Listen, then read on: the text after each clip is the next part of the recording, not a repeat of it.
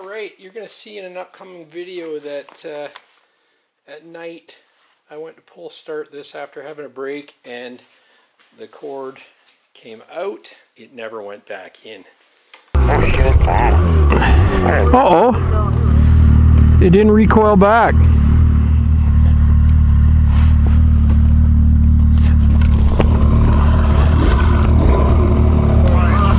So stranded in the dark, we had to start this by other means because, as you recall, I do not have electric start on this sled. There's no starter, no battery, anything like that. So we have to start this thing manually off the clutch. I think it's a good talent that everybody should learn how to do, much like changing a belt on the trail side. Go out right now and try and do this on your sled so that when it happens to you, whether your electric starter fails or your pull starter like this fails, you're ready and prepared on the trails to know. Learn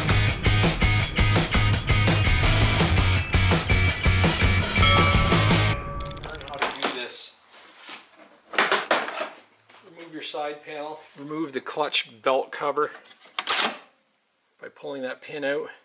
Always put the pin somewhere where you know you won't lose it, like right there or back in the hole once we pull this out. Remove your tool pouch. Make sure your sled has a tool pouch. If it doesn't, you can get one from your friendly neighborhood Ski-Doo dealer. There's the part number right there. Pull cord is in this pouch. We can lift the clutch cover off the peg there and just rotate it off the sled. We're going to unpack the tool kit here, and you'll see there's lots of handy tools.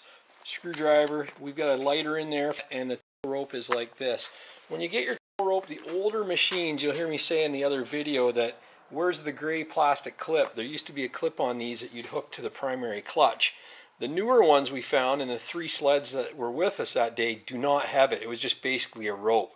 I ended up tying an overhand knot like this in the end of it just to give it some bite on the clutch, but really do not do that if you don't have to. You shouldn't have any resistance on this clutch or anything to get caught that may rip your arm off.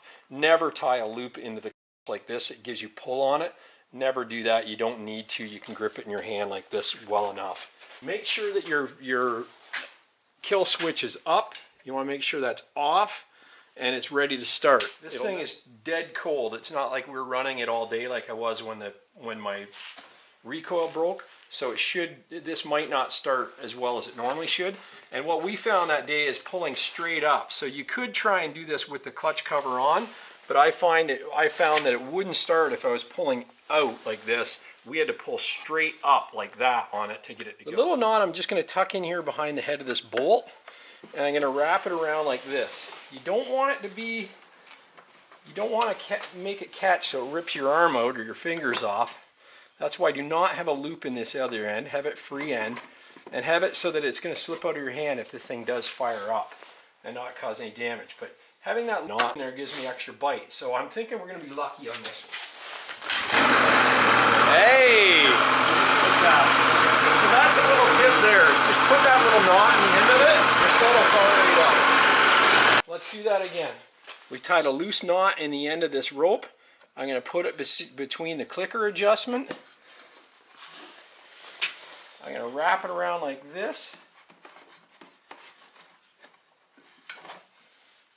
Because a lot of the times I don't know whether it was my older sleds had the gray plastic clip, it would hook in there and it would fall out as soon as it started. So that's what gave me the idea of putting a knot in. And then we'll give her a pull.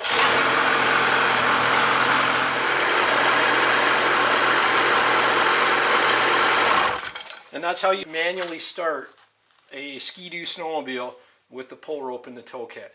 Again, go out and try this in your garage right now because I think it's an important skill we all should know, much like changing your belt trail side as well.